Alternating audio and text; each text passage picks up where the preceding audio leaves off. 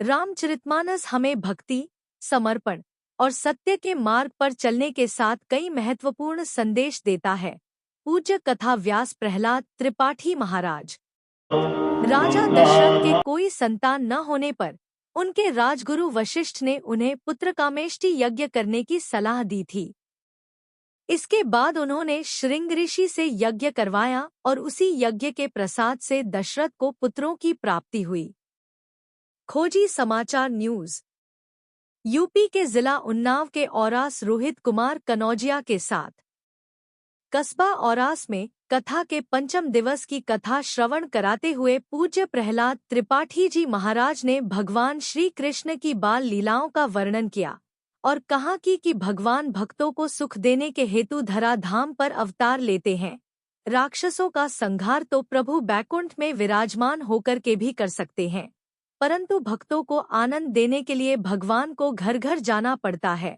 माखन चोरी लीला के माध्यम से भगवान गोपियों के मन की चोरी करते थे। गिरिराज पर्वत को धारण करके भगवान ने प्रकृति के संरक्षण का संदेश दिया और इस अवसर पर भगवान श्री गिरिराज की बड़ी ही सुंदर झांकी को बनाया गया और 56 भोग अर्पित किए गए।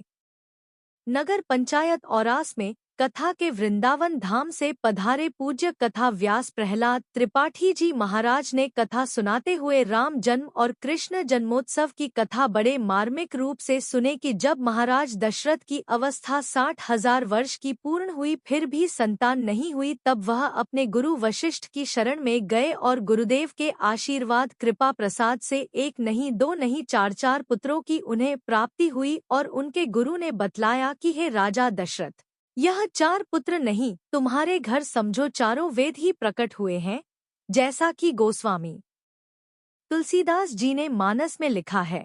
राम जन्म की कथा का प्रसंग सुनकर कथा पंडाल जयकारों से गूंज उठा। इसके बाद जब कृष्ण जन्म की कथा आई तो महाराज जी ने बतलाया कि जब जब पृथ्वी पर अधर्म का बोलबाला होता है तो धर्म की स्थापना करने के लिए भगवान किसी न किसी रूप में प्रकट होते हैं और धर्म की स्थापना करते हैं। नंदजू के अंगना में बज रही आज बधाई भजन गाकर के श्रोताओं को मंत्र मुग्ध कर दिया। आयोजक ने सभी का आभार जताते हुए निरंतर कथा में आने की अपील कस्बे वासियों से की है।